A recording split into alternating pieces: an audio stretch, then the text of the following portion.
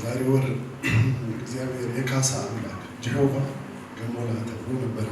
እግዚአብሔር የካሳ አምላክ ነበር ባለፈው ወር። በዚህ ወር ደግሞ እንኳን ደስ አላችሁ ትባላላችሁ። የናፈቀኝ ቃል ነበር እንኳን ደስ ያለ መባል። በእርግጥ ብዙም አላከብረውም ነበር ድሮ ቶሎ ስለመባል፣ አሁን ግን ናፍቆኝ ረዥም ጊዜ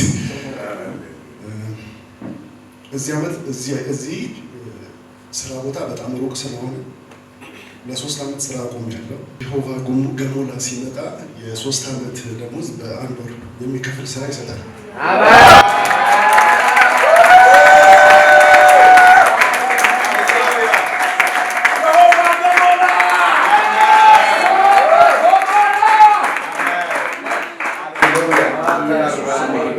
ሂሳቡን የነገርኳችሁ እሱ ነው የሚገባችሁ ብዬ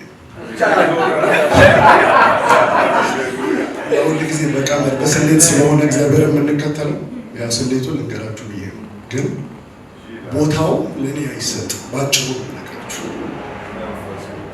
እግዚአብሔር ብቻ ጉዳይን ይሰራል ያላችሁ ሲተሰለፉ አንደኛ ነው የወጣሁት። ዲግሪ አልሰራም።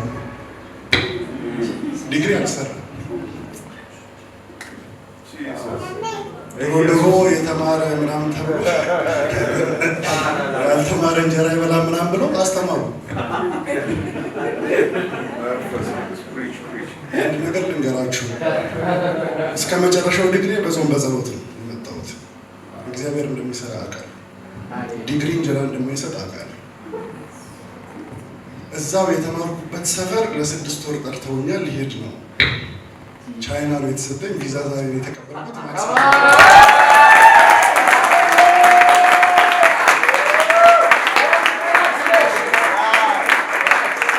ምን አቆየህ ብትሉ ኤቪደንስ ቤዝድ ነው የኛ እምነት። ያው ኤቪደንስ ያው ቪዛ ትችላላችሁ። ይሄ ቦታ ማለት ሪታየር ላደረገ ፕሮፌሰሮች፣ አሁን አክቲቭሊ ለሚሰሩ በፕሮፌሰር ደረጃ ላሉ ሰዎች ነው የሚሰጠው እንጂ ለኔ እንዳልኳቸው እግዚአብሔር ሲመጣ ብቻ የሚሰራ ነገር አለ።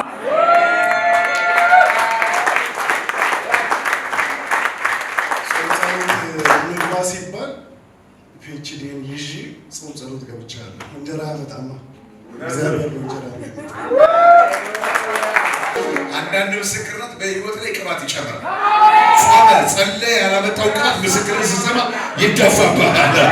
ዛሬ የሆነ ቅባት መጥቷል።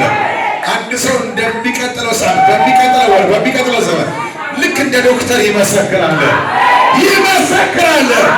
እኔ ነኝ ያለ አሜን ይበል። እግዚአብሔር ብቻ እስቲ እግዚአብሔር ብቻ በል። ድገሙት እስቲ እግዚአብሔር ብቻ። ማን ብቻ? እግዚአብሔር ብቻ። እግዚአብሔር ዘመን ያጥፍልሃል፣ ነገር ያቀናልሃል።